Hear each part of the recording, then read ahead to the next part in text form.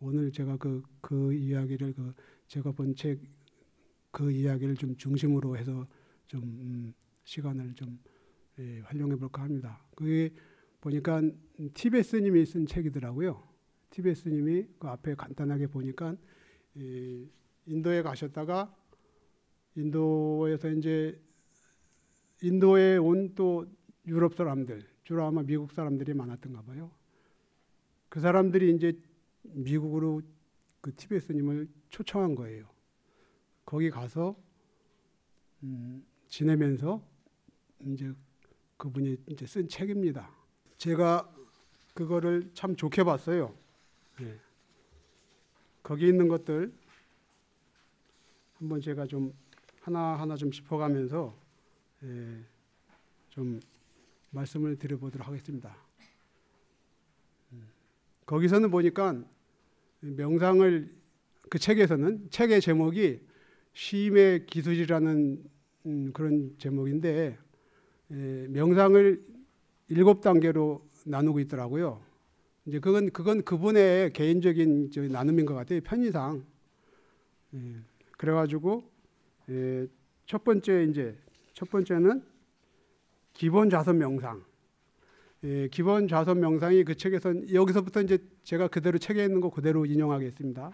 조금씩 부연 설명은 하겠지만 기본 좌선 명상이라는 것이 이제 앉는 자세에 대해서 처음 이제 설명하고 있더라고요.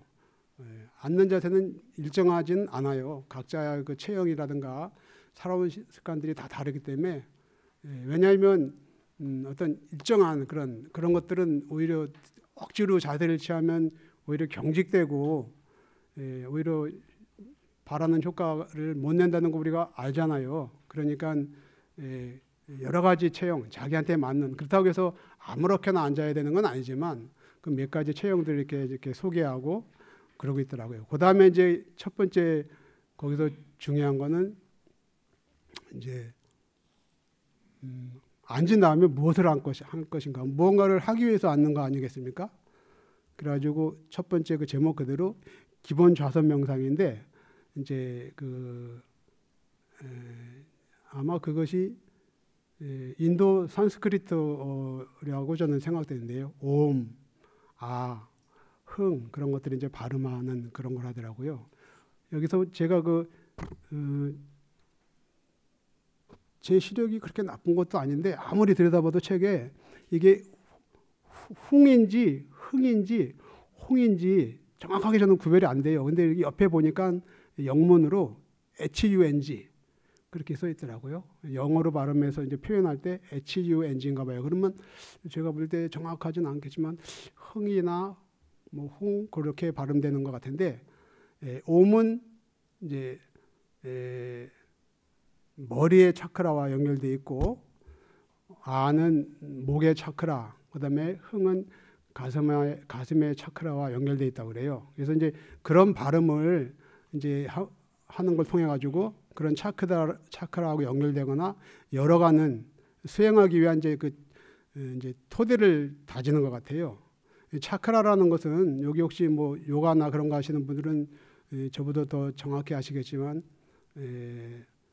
뭐라고 할까요? 그 몸에 있는 에너지 가 고여 있는 것, 에너지의 근원 그렇게 말해야 될까요? 몸에는 제가 알기로 한 7개쯤의 차크라가 있다고 그래요. 쉽게 말하면 아마 이렇게 이해하면 더 쉬울 것 같습니다. 동네나 어디 마을에 있는 뭐 우물이나 샘 같은 거, 차크라를 그렇게 이해하시면 될 것 같은데 예전에 제가 한 40대 때 초반에 평생 저 집에서 살아야 되는데 자꾸 이게 생각과는 달리 나이는 들어가고 그때 어린 마음에 제가 40대인데 아직 나이가 들어간다는 생각을 하고 있었어요. 조급해서 그랬던 것 같아요. 이 공부는 빨리 하고 싶은데 잘 안 되니까 나이는 들어가고 이 목표는 자꾸 아득해지는 것 같은 마음에 좀 몸뚱이를 좀 조금씩은 다스려가면서 이 평생 수행을 해야겠다 싶어서 그 태극권을 좀 배워본 적이 있어요. 저는 상당히 고수한테 특허권을 배웠습니다. 처음에는 뭔지도 모르고 배웠는데 그분이 내가 배워보고서야 이분이 대단한 고수가 나오는 걸 알았는데 굉장한 고수였던 것 같아요. 제가 다른 분한테는 안 배워봤기 때문에 객관적으로 비교를 못하니까, 그리고 또 볼 줄 아는 제가 안목도 없으니까 얼마나 그 고수였는지는 모르겠는데 제가 볼 때는 굉장한 고수였어요. 한 예로 제가 이제 가면 제가 제일 먼저 갔습니다. 항상 하루 종일 가서 매달려서 배웠으니까요. 해제 때 3달 동안 짧은 기간에 배워야 되니까. 근데 이제 어느 때인가부터 한 젊은 아가씨 하나가 저보다 먼저 와서 절을 하고 있더라고요. 그분은 또 불자라 기독교 신자가 와도 무조건 절부터 시켜요. 자기한테 배우려면 싫어도 절해야 됩니다. 절도 어디다 하냐면 앞에다 법화경 모셔놓고 법화경에다 절하게 해요. 싫으면 가라는 거예요. 나한테 배우려면 여기다 절해라. 그 아가씨도 이제 법화경에다 이제 절을 하고 있는데, 하루는 이제 며칠 제가 봤죠. 근데 그 하루는 그 선생님이 이제 저한테 오시더니 이렇게 이제 스님 제가 하는 거 보십시오 그러더니 조만큼 저 앞에 계시는 저 형각스님 좀 되는 거리에다가 이렇게 떨어져 있으면서 이렇게 딱 네모 이렇게 선을 자기가 그려요. 허공에다 고기를 가리키면서. 그러고서 그 아가씨한테 일어나 보라고 그래요. 못 일어나더라고요. 반쯤 엉거주춤 일어나다가 더 이상 못 일어나요. 왜 못 일어나니까 뭐가 닿는데요. 옆으로 나가버리니까 옆으로도 못 나가요. 힘껏 밀어보라 그러니까 이렇게 해서 막 밀다가 저기 미끄러운 거 밀다가 이렇게 픽 미끄러운데 이렇게 옆으로 쓰러지는 것처럼 픽 쓰러지고 못 나와요 거기서. 그러다가 조금 그러는 걸 보시다가 해제하면서 손하니까 편안하게 나오더라고요. 그 외에도 제가 이제 많은 것들을 봤는데 처음에는 저거 이렇게 짜고 하는 거 아닌가? 저도 그런 생각도 해보고 뭐 그런데 여러 가지 경험을 제가 하면서 이분이 그런 건 아니고 다 이런 것들이 그런 걸 통해서 그분이 얻어진 그런 것이구나 하는 걸 제가 이제 알게 됐는데, 그때 제가 차크라 같은 것들을 좀 알게 됐어요. 그래가지고 제가 그걸 하다가 또 이제 늘 아마 제가 그랬던 것 같아요. 늘 빨리 이 출가자들은 공통적으로 그런 게 있습니다. 빨리 이 공부를 성취하고 싶어하는 마음. 그런 마음 안 가져야 되는데 저도 이제 그런데 저기 해가지고 이제 몸이 좀 고장이 났었는데 그래가지고 또 이런 병은 잘 안 고쳐져요. 마을의 의사분들이라든가 잘 모릅니다. 그나마 이제 꽤 실력 있는 한의사분들이 이렇게 맥으로 짚어보고 이제 맥이 어떻게 좀 변화가 생겼다거나 하는 그런 거 정도는 짚어내면서 이제 장기간에 걸친 이제 치료를 이렇게 하게 되는 그런 일들도 더러 있고 한데, 아마 저도 그런 비슷한 병에 걸렸던 것 같아요. 그래가지고 또 이제 어디를 갔는데 제가 바깥에서 거기서 태극권을 한 10몇 년 열심히 해서 그런가 제가 거기 가서 하는데 어느 날 그분이 그러시더라고요. 그분은 티베스님이었어요. 그분이 저한테 여럿이 다 있는 데서 그러더라고요. 여럿이 다 있는 데서. 정가스님, 제 본명이 정가입니다. 정가스님 여기서 1년 수련하면 신통 생겨요 그러더라고요. 신통의 가장 1단계가 제일 먼저 오는 신통이 타심통이래요. 다른 사람 마음. 타심통 용어는 다 알고 계시죠? 근데 타심통 생기면 사람들이 다 피한답니다. 그러지 않겠어요? 저 사람이 내 마음을 알고 있다고 생각해봐요. 뭐 편하겠어요, 그 사람이랑.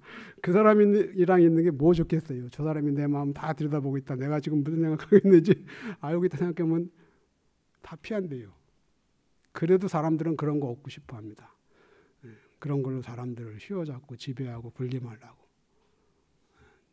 그래서 신통이라는 것은 잘 써야 돼요. 혹시 생길지라도. 타신통은 욕심내서도 안 되고. 부처님께서도 그래서 경전에 그런 말씀 해놓으셨잖아요.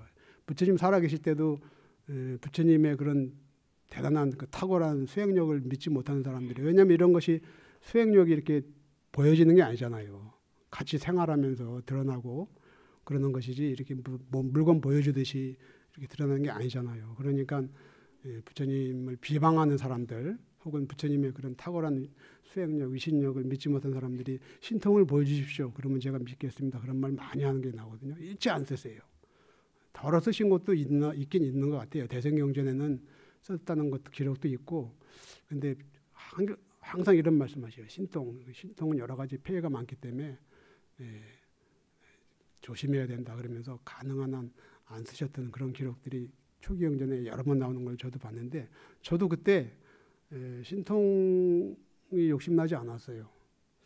만약에 내가 신통이 생겨서 남들이 갖지 못한 조그만 힘을 가지면 그걸 이용해서 주변에 몇 사람들이 생길 수는 있겠죠. 그런데 그런 것이 출가 본분사하고는 멀고 오히려 사람을 그르칠 수 있다는 것을 알기 때문에 제가 그런데 저기 하지 않고 조금 하다가 그만두는데, 그런 제가 그분이 1년 있으면 저한테 신통이 생길 수 있다고 봤던 게 제 몸에 차크라들이 많이 열려 있었다는 걸 그분이 알기 때문에 그랬던 거예요. 저는 그분이 말씀하시는 것들을 알아들었어요. 저 무료가 말씀하시면 이렇게 다 제가 근데 그분을 통해서 그분을 신뢰하게 된 일이 하나 있었는데, 젊은 엄마가 이게 지금 이 얘기하고 아무 상관없는데 재밌죠? 강의보다도 사실 이런 얘기들이 더 재밌어. 살아가면서 생기는 일이니까 여기까지만 하고 본 강의로 들어갈게요. 젊은 애기 엄마가 애기를 데리고 왔어요. 애기가 보니까 사내인데 한 6, 7살 곧 뭐 이제 한 1, 2년 있으면 학교 들어갈 만한 애인데 걷지를 못하더라고요. 그러니까 애기 엄마가 얼마나 그 가슴이 그러겠어요. 보는 우리도 그런데. 그러니까 이제 아마 날 때부터 그렇게 났던 것 같아요. 그러니까 이제 애 고쳐보려고 그 애기 엄마가 안 다녀본 데가 없대요. 어디 뭐 좋다는 뭐 우리 그렇게 되잖아요. 더군다나 그 이제 커 나가야 될 자기 아들인데 그러니까 안 해본 거 없대요. 그러다가 이제 어떻게 소식 듣고 거기까지 온 거예요. 그래도 남편이 있고 생활이 있으니까 올해는 못 있고 일주일 왔는데, 일주일 와서 이제 이제 하다가 갔는데, 간 다음에 우리가 그 스승님한테 티베트 그 스승님한테 여쭤봤어요. 그것도 제가 여쭤봤습니다. 제가 좀 뭐 이렇게 궁금한 걸 잘 못 참거든요. 뭐라고 여쭤봤냐면, 우리가 그분을 선생님이라고 불렀어요. 선생님, 저 아이가 우리가 흔히 말하는 전생의 어떤 과보로 업으로 저렇게 난 겁니까? 아니면 금생의 어떤 뭡니까? 예를 들어서 뭐 엄마가 아기 때 잘못 떨어뜨렸다거나 뭐 그런 거라든가 뭐 그분이 꼭 이걸 알 거라는 생각은 안 했지만 궁금하니까 여쭤봤는데 그런 말씀하시더라고요. 애기 엄마가 갔으니까 내가 얘기하는데요. 상처받을까 봐 있는 데서 말 못하고 이제 말하는데요. 애기 가졌을 때 먹으면 안 되는 걸 먹었어요. 그러더라고요.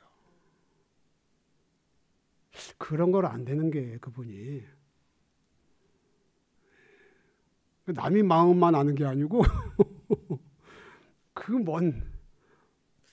아이가 태어나기 이전, 물론 뱃속에 있을 때 이미 생명으로 있었겠죠. 그것까지 보면서 한다는 것이 그 외에도 많은 것들을 보고 들으면서 이분 말씀이 그냥 만들어낸 그런 얘기도 아니고 다 사실에 근거하고 있구나, 이제 그런 것들을 제가 믿게 되는데, 여기까지만 하겠습니다. 너무 많이 까먹었네요. 자, 두 번째, 그리고 참 하나 당부드릴 것은 절대 제가 이런 말씀 드린 걸로 인해 가지고 이상한 힘 가진 거, 신통 그런 거에 현혹되지 마세요. 어디 가서 뭐 보려고 하지도 마시고, 보려고 하시면 안 됩니다. 답답하면 뭐 그런 것 좀 사람들이 자꾸 찾아가는데, 하나만 더 얘기할게요. 이것도 여러분한테 도움되니까.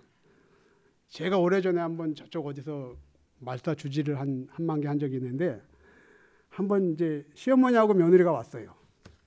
저는 이제 사찰에 여러분들이 다녀가니까 제가 다녀가는 모든 분들을 다 아는 건 아니잖아요. 늘 정기적으로 다니시는 분들은 서로 다 알지만 뭐 어쩌다 한번 다녀가시는 분들, 뭐 꼭 이제 꼭 한번 가봐야 될 때 조용히 다녀가시는 분들은 제가 모를 수도 있잖아요. 그렇게 다녀가시는 분들이었는지 그분들은 저를 안다고 하는데 저는 처음 보는 얼굴 같더라고요. 근데 그분들이 오신 요지가 시어머니의 아들이, 그러니까 며느리한테는 뭐 시동생이네. 그게 생각 안 나가지고. 어디 아르바이트 한다고 주유소에 있다가 어떻게 생각을 잠깐 잘못 냈는가, 많지도 않은 한 60만 원 정도 현금을 손을 댔대요. 주인이 그걸 알아가지고 이제 저기 하니까 이 아이가 놀라고 부끄러워가지고 어디 숨어버렸어요, 그냥. 그래가지고 이제 이 주유소 주인이 고소인가 고발인가를 했는데 이제 시어머니한테까지 전해져가지고 이제 50만 원인가 60만 원 이제 돌려드렸대요, 해드렸대. 그러면 문제가 해결되는 게 아니고 고소인가 고발을 경찰서에 해놨기 때문에 그걸 취하해야 된대요. 취하하려면 그 당사자가 나타나야 된다네요. 그렇지 않으면 돈을 물어줬을지라도 이게 안 된대요. 그저기 그냥 두면은 일정 기간 지나면 전과자로 된대요. 그러니까 이제 어머니가 큰일이 난 거야. 이거 아들, 앞날이 창창한 아들, 이거 돈까지 다 물어줬는데 전과자가 되면 얼마나 걱정해요. 막 속이 타니까. 근데 이제 아들은 부끄러워서 놀래고 식구들 보기도 부끄럽고 자기가 그런 짓을 했다는 것이. 아니 어디 스마트폰, 핸드폰 꺼버리면 그냥 연락도 안 되는 거야. 속이 타서 막 어디 가서 알아보니까 조상에 뭐가 씌었다 그러면서 1,000만 원 내라고 하더래요. 그 떼어준다고. 그래서 이제 며느리한테 이제 시어머니가 돈이 없으니까 며느리한테 좀 돈 좀 해내라는데 며느리도 보니까 이거 안 해줬다가는 평생 원망되겠고 해주자니 뭔가 아깝고 자기네도 사는 게 쉽지 않고 둘이서 고민하다 저한테 왔다는 거예요. 제가 들어보고 그랬습니다. 거기다가 한 푼도 갖다 주지 말라고. 그 대신 내가 하라는 대로 해보라고. 그러면 될 거라고. 내가 힘이 있는 게 아니고 부처님 이신력을 제가 믿으니까. 그래가지고 이제 이렇게 가르쳐줬어요. 보름 동안 우리말 관세음보살 보문품 하나 주면서, 우리말로 된 거 하나 주면서 보름 동안 이거 아침 저녁으로 한 번씩 독송하고, 그리고 지극정성으로 보름 동안 관세음보살 염해라. 보름 안에 반드시 해결된다. 저는 항상 그런 거 줄 때 우리말로 된 거예요. 줘요. 자기가 읽으면서 무슨 뜻인지 알아야지 마음에서 감흥이 되고 더 간절해집니다. 그리고 이제 돌려보냈는데 열 이틀째 되는 날 며느리하고 시어머니가 왔어요. 시동생한테도 연락이 왔대요. 그래가지고 다 해결됐고 너만 나타나면 되니까 빨리 오라고 해가지고 다 해결됐답니다. 그래서 고마워서 왔대요. 근데 지금 며느리가 하는 말이 시어머니가 죽기 살기를 하더래요. 아들 전과자 될까 봐. 그러지 않겠어요?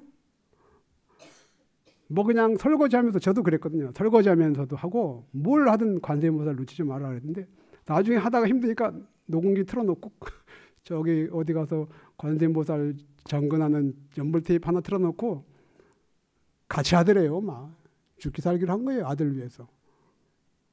그러면 안 되겠어요? 안 될 것도 되죠. 그 마음이 아들한테 전해졌나 봐요. 아들이 전화를 해가지고 이렇게 잘 풀렸대요.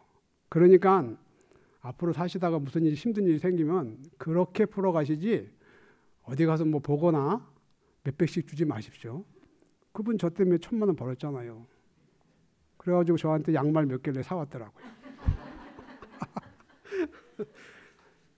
아휴, 시간 다 까먹어서 어떡하지? 그래도 강의보다 이런 게 더 재밌죠? 실전에서 나오는 일들이라 재밌어요. 귀에 쏙쏙 들어오고. 자, 두 번째 명상 보죠. 남방불교에서 말한 이제 사마타 수행인데요. 마음을 한 대상에 집중해서 고요하게 하기 위한 명상입니다. 집중하는 대상은 여러 가지 있을 수가 있대요. 우리가 잘 아는 것처럼 호흡에 집중해도 되고, 불상이나 관세음보살상을 대상으로 해서 집중해도 되고요. 제가 이제 앞에서 많이 까먹었기 때문에 시간을 많이 줄여서 좀 대강하고 넘어가겠습니다. 세 번째 명상, 다듬어진 기본 자선 명상. 여기서는 그 명료함에 도달하는 게 목표래요. 고요함이 더 깊어진 단계입니다. 예, 그동안의 그 거칠고 들뜬 마음이 한결 더 평온해진 거예요. 일념 집중이 이제 되다가 말다 하면서 점점 이제 깊어져 가는 단계입니다. 예, 그리고 네 번째 통찰 명상. 남방불교에서 말하는 이제 위파사나 수행인데요. 통찰, 명확하게 본다는 뜻입니다. 예, 무엇을 보냐면 자기 내면의 본성을 보는 거예요. 예, 이런 말들이 사실 좀 어렵습니다. 익숙하지 않고 자기 내면의 본성을 본다는 것, 내면에 대해서 우리가 잘 알지도 못하고 본성이라는 것이 뭔지, 그리고 어떻게 봐야 하는지 우리가 이런 데서 사실 전혀 훈련이 안 돼 있기 때문에 이런 것들에 대해서 굉장히 어려워해요. 그런데 불교 수행은 사실 처음부터 끝까지 이것입니다. 자기 내면의 본성을 보는 것. 다른 말이 아니고 그것이 불성이기도 해요. 다른 종교도 사실 이런 것들을 많이 강조합니다. 근데 불교는 온전히 이것으로 채워져 있는 거예요. 불교 수행은. 방해받지 않는 마음, 그런 자유로운 마음을 보는 겁니다. 본래 우리는 자유로워요. 그런데 우리가 이상한 것들에 잘못 속아서 이상하게 생각하고 행동하느라고 우리 스스로를 얽어매고 있는 거거든요. 이 명상이나 참선을 통해서 그런 것들을 자기 스스로 확인해 가는 겁니다. 그리고 이런 것들이 수행이 깊어질수록 보여요. 보인다는 것은 이것이 물질의 세계가 아니기 때문에 이렇게 눈으로 본다는 그런 의미가 아니고 인식한다는 거죠. 사실 조금씩이나마 인식이 되기 시작하면 부처님 가르침이나 이 공부에 대해서 믿음도 생겨나고 공부하는 재미도 있고 한데, 그러기 전까지는 이게 내가 뭘 하는 건지 답답하실 수 있을 겁니다. 그래서 그런 답답함을 빨리 떨치고 싶으면 각자가 열심히 하시는 수밖에 없어요. 대신 이제 제대로 된 이제 그런 지도자가 있는 데서 하면 좋겠죠. 그런 면에서 여기 참불소는 여러분들이 활용하시면 좋은 공간이라고 생각합니다. 그 네 번째 이런 위파사나 수행 단계에서는 초월의 상태를 경험하기도 한데요. 초월하면 사람들이 또 좀 궁금해하기도 하고 답답해하기도 하죠. 초월이라는 것이 도대체 뭔지, 초월의 경지가 종교에도 있다고 하는데 많이 궁금해하고 답답해하는데 이 티베스님은 여기에 대해서 모호한 용어를 쓰지 않고 명확하게 초월에 대해서 이렇게 말하고 있더라고요. 고요함, 청정함, 편안함, 광활함, 그런 것들을 느끼는 상태를 초월이라고 이렇게 분명하게 얘기했어요. 초월이 뭐 이상한 게 아니고 신비적인 그런 것이 아니고 이분은 그렇게 명확하게 해놨는데, 또한 이때쯤이면 공성을 체험하기도 한답니다. 공성이라는 것은 이것도 역시 어려운 용어인데 쉽게 한번 설명드려보면 모든 것은 상호 의존적이며 그것을 이루는 그 요소들의 집합일 뿐 어느 것도 독자적인 실체는 없다는 그런 것이 공성의 정의인데요. 이렇게 말씀드려도 어렵습니다. 그래서 이 티베스님은, 쉼의 기술의 저자인 티베스님은 비유를 들어서 한번 설명해 보고 있어요. 그 책에서는 테니스 경기를 가지고 이제 비유를 들고 있더라고요. 예를 들어서 우리가 테니스 경기라는 거 알죠? 테니스 경기가 있기 위해서는 먼저 테니스 공이 있어야 돼요. 그 다음에 테니스 라켓이 있어야 되고, 경기를 하는 선수가 있어야 되고, 뭐 또 경기장, 뭐 그의 관중이라든가 또 경기 룰 같은 것도 필요할 수 있겠지만, 뭐 그런 것들은 뭐 좀 약간 부대적인가 할지라도 적어도 이 네 가지, 공, 라켓, 선수, 경기장, 공간, 이 네 가지는 있어야지 테니스 경기라는 것이, 그런 것들이 있으면서 함께 어우러지면서 움직여질 때 우리가 그때 비로소 그것을 테니스 경기라고 하잖아요. 그렇죠? 이 중에 어느 하나라도 빠지면 테니스 경기가 아니잖아요. 테니스 경기라는 것은 분명히 있는데 그 자체로 있지 않다는 거죠. 이런 몇 가지들이 합쳐져서 같이 움직여질 때 비로소 테니스 경기라는 것이 존재한다는 거죠. 그것이 공성의 의미예요. 테니스 공도 마찬가지예요. 테니스 공이 뭘로 만들어졌어요? 고무나무에서 채취한 고무, 그 다음에 또 뭐 다른 데서 채취했을 거친 섬유, 그 다음에 공을 만들기 위해서 어딘가에 들어가서 접착제, 그 다음에 테니스 공 안에 있는 공기, 그런 것들이 합쳐져서 이루어질 때 비로소 테니스 공이 존재하는 거죠. 그것이 공성의 의미예요. 공 자체로, 처음부터 공 자체로 있는 건 아니라는 거죠.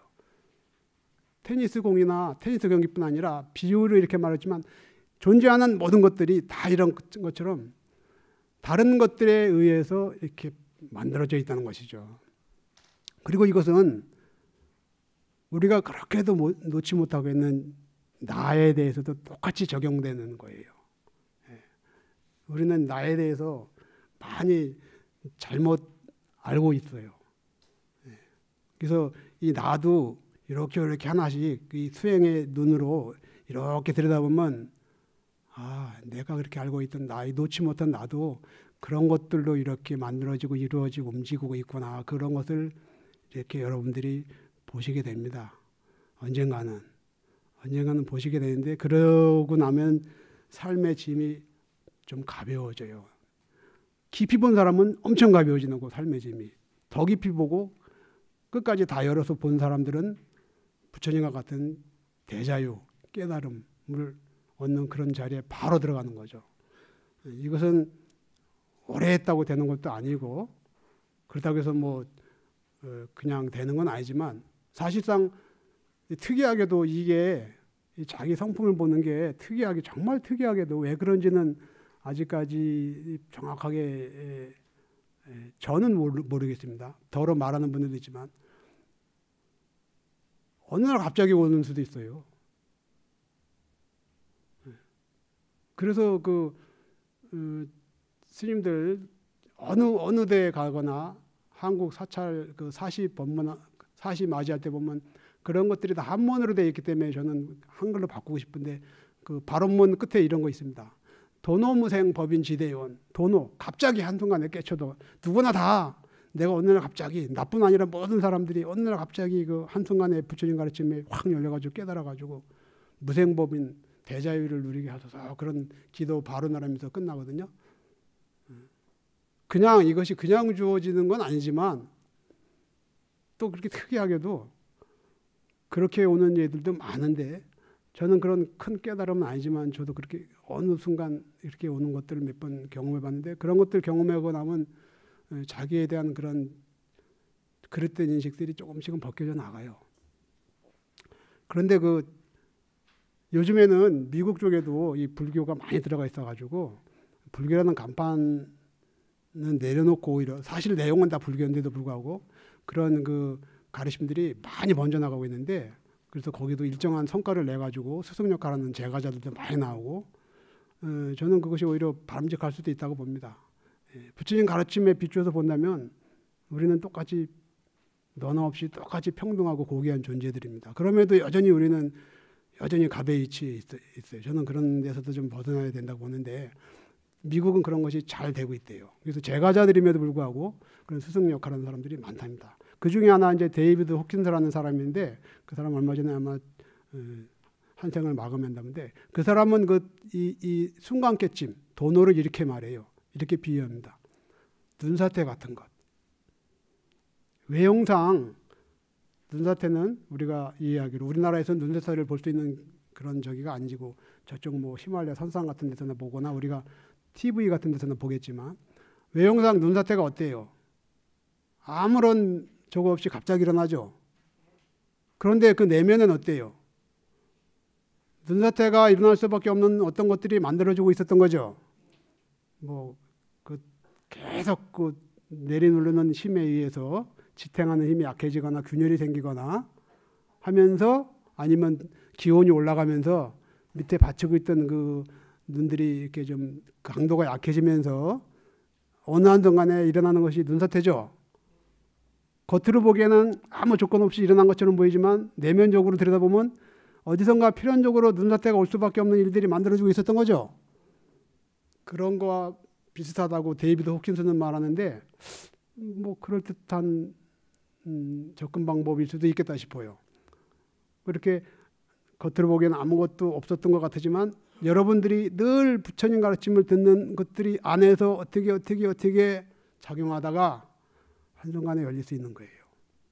그래서 여러분들은 늘 부처님 가르침에 이렇게 귀를 기울이고 있으세요. 다른 무엇보다도 특히 연세 많으신 분들 살아보면 알잖아요. 이거 별거 아니라는 거. 별거 아니라는 것은 무의미하다는 그런 뜻이 절대 아니고요. 부처님 가르침은 허무주의가 아닙니다. 왜 그 무의미해요? 사실은 어찌 보면 가장 아름다울 수 있는 것이 인생인데, 그렇지만 제가 말씀드린 아무것도 아니라는 것은 무슨 의미냐면 우리가 별거 아닌 것, 내 인생을 탕진했잖아요. 그렇죠? 연세 많으신 분들 알죠? 살아봤으니까 아무것도 아닌 것에 내가 속을 끓이고 미워하고 원망하고 내 마음의 문을 닫아놓고 살았구나.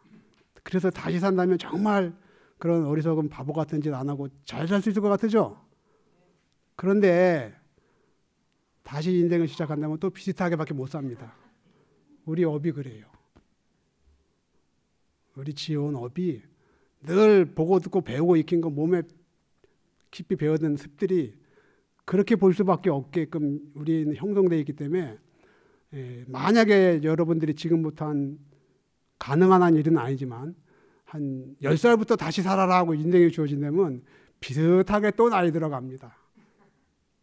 바꿀 수 있는 저기가 안 되기 때문에 다행스럽게도 이 부처님 가르침은 그걸 바꿀 수 있는 힘을 주는 그런 가르침이기 때문에 그래서 우리가 부처님 가르침이 최고라고 하는 거예요. 열린 깊은, 자, 5번째 봅시다. 열린 깊은 명상. 이때쯤 되면 흔들리지 않는 마음의 상태에 대한 그런 자기가 흔들리지 않는 마음의 상태가 되는데 이게 뭔지 편안하대요. 익숙하답니다. 아, 맞아. 내가 이런 것이었지. 그런 느낌이 든대요. 저는 잠깐씩 제가 공부가 좀 깊었다면 확 들어가가지고 그냥 해맞췄으면 좋았을 텐데도 저도 그러지 못해가지고 잠깐 경험하다 또 미끄러져 들어가고 하는데 어쨌든 이런 경험이 오면 여기서 그렇게 표현했어요. 직감적으로 집에 있다는 것을 안다. 이렇게 TV에 쓰면 그렇게 표현하는데 집에 있다고 표현해요. 집에 도착했다. 혹은 집에 왔다. 내가 집에 들어섰구나. 그렇게 말하지 않고 집에 있다고 표현한 것은 나는 늘 여기 있었구나. 그것을 안다는 의미예요. 실제로 우리가 잘 몰라서 그랬지. 잘 모르는 게 아니라 아예 모르죠. 우리가 몰라서 그랬지. 우리는 늘 거기 있거든요. 우리는 어떻게 잘못 알고 있냐면 자신이 본래의 상태에서 벗어나가지고 어디 멀리 떠나 있거나 엉뚱한 데 헤매고 방황하고 있다고 생각해요. 그죠? 여러분들도 다 그렇게 생각하시죠? 저도 과거에 그렇게 생각했어요. 그래서 내가 어딘가 본래 떠나온 그곳으로 가야 되지 않는가 막연하게나마 그런 생각들을 가지고 있습니다. 그런데 실제로는 그렇지 않고 이 공부해가지고 이 마음이 깨끗해지고 맑아지면 우리는 늘 그곳에 있어 왔다는 것을 알게 돼요. 떠돌아다닌 것은 우리의 생각일 뿐입니다. 그래서 이 티베스님이 집에 있구나 하는 걸 안다는 거예요. 내가 집에 돌아왔구나 그런 의미가 그런 뜻이 절대 아니고 아 나는 늘 여기 있었고 편안했는데 그동안 내가 잘못 알고 있었구나. 마하리시는 이걸 좀 더 아주 재밌게 귀에 쏙 들어오게 이렇게 비유적으로 표현해 놓고 있어요. 마하리시는 인도 힌두교 성자죠. 마하리시는 뭐라고 이걸 표현했냐면 마치 꿈속에서, 이거는 우리가 누구나 다 하는 경험이기 때문에 쉽게 이걸 비유를 이해할 수 있어요. 꿈은 다 누구나 꿔보니까. 마치 꿈속에서 어디 먼 곳을 가기도 하고 온갖 일들을 경험하기도 하잖아요. 걷기도. 그러죠? 그런데 깨고 나서 보면 어때요? 나는 그냥 잠자리에 혹은 침대에 누워서 그냥 편하게 자고 있었을 뿐이죠. 어딜 간 적도 없고 무슨 온갖 애달픈 일을 겪은 것도 아니고, 깨고 나서 보니까 자기들 그 자리에 편하게 있었다는 걸 알듯이 자기 성품을 보고 나면 그렇다는 거예요. 아, 나는 늘 그 자리에 있었구나. 내가 지어낸 생각에 그것이 실제 마치 우리가 꿈을 깨기 전에는 그 꿈을 현실로 알고 그렇게 하듯이, 꿈이 내가 만들어낸, 내 의식이 만들어낸 세계에 내가 주인공으로 들어가서 꿈인지도 모르고 막 그러는 거잖아요. 깨고 나면 그때 비로소 그것이 꿈이었구나 알잖아요. 지금이 현실도 그렇다는 거예요. 우리는 아직 이게 잘 안 되지만 그래도 마하리시는 이렇게 잘 비유적으로 설명해 놓고 있어요. 그러니까 여러분들도 현실을 자꾸 이렇게 보려고 하세요. 현실을 아무것도 없다고 하는 게 절대 아닙니다. 공성의 의미는 절대 허무주의가 아니에요. 부처님 가르침이 허무주의는 아닙니다. 허무주의라면 아무렇게나 막 살으라고 했겠죠. 그런 것이 아니고 어딘가에 잘못 속아서 그릇된 생각에 속아서 자기를 괴롭히고 남들에게도 상처 주면서 사는 거예요. 그래서 거기서 깨어나서 제대로 된 삶을 살아라는 것이 부처님 가르침이에요. 이런 다섯 번째 명상 단계에 가면은 사람이 변해가지고 주변에서 일어나는 상황에 대해서 좀 편안해진대요. 멋진 일 혹은 불쾌한 어떤 일이 주변에서 벌어지더라도, 그리고 그 자기한테 직접적인 영향을 미치는 그런 일일지라도 좋다 나쁘다 하는 그런 생각이 안 올라오고 그냥 있는 그대로 좋아하지도 않고 싫어서 배척하는 마음도 없이 그대로 보고 그대로 받아들이게 된대요. 누가 시켜서 그러는 게 아니고 자기 마음이 열리면서 저절로 그렇게 된다는 거예요. 이렇게 될 수만 있다면 얼마나 좋겠어요. 그죠? 여러분도 이런 목표를 두고서 수행하시는 겁니다. 그리고 이것이 곧 쉬는 거예요. 우리는 쉰다, 무심해진다 그런 말들을 많이 듣지만 잘 그게 안 됩니다. 어떻게 하라는 건지도 잘 모르고. 사실상 이것이 쉰다는 것은 불교 수행의 곧 처음이면서 마지막일 수도 있는 건데 이 단계 가면 이런 것들이 자연스럽게 조금씩 된대요. 그리고 이런 열린 마음이 되기 위해서는 어떤 노력이 필요한 게 아니고 그냥 마음이 지금 여기 머물며 마음을 있는 그대로 두기만 하면 되는 건데, 이 말도 어렵습니다.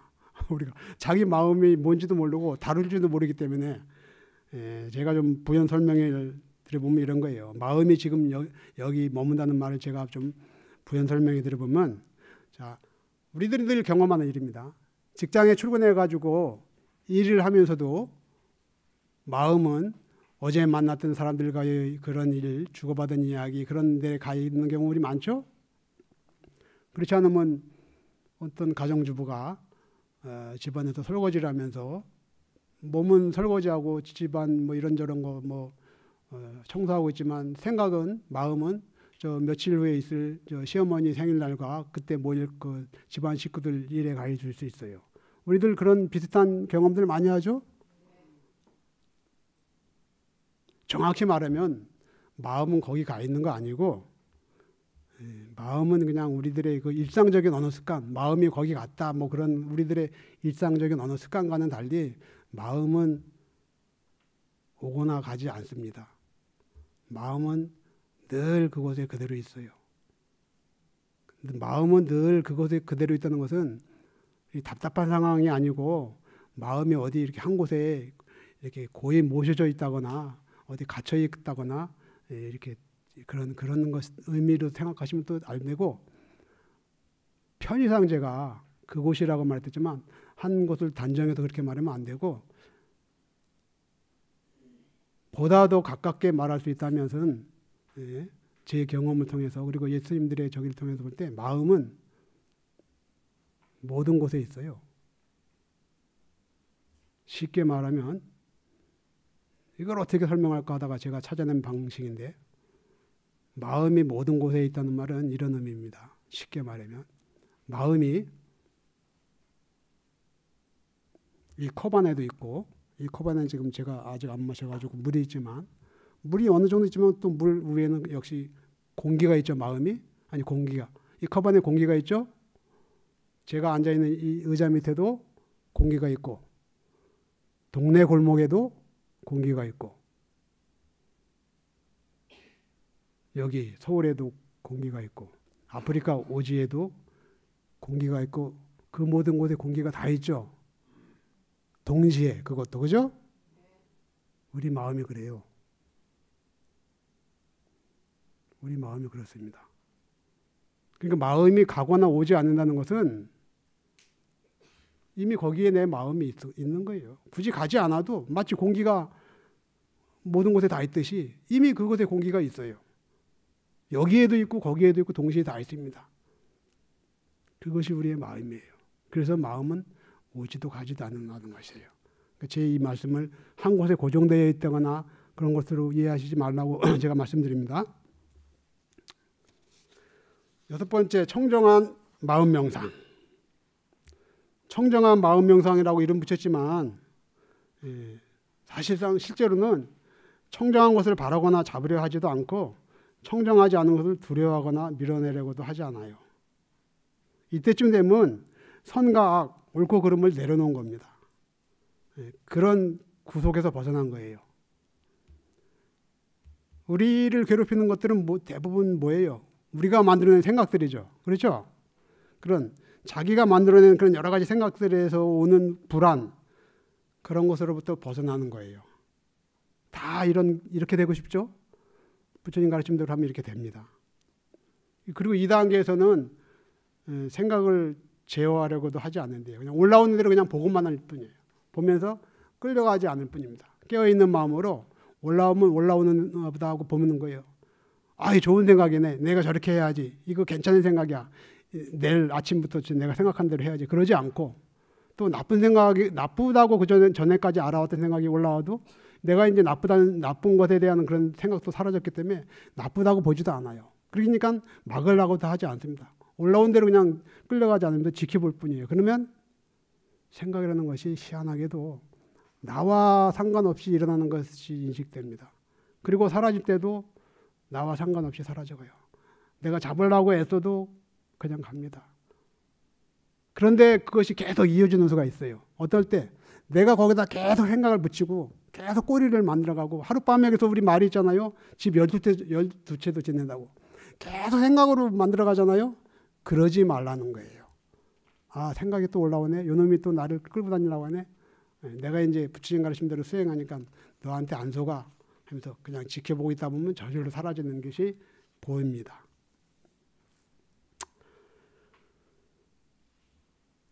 앞에서 너무 많이 까먹어가지고 제가 바쁘겠습니다. 20분 쉬었다가 두 번째 시간 하도록 하겠습니다.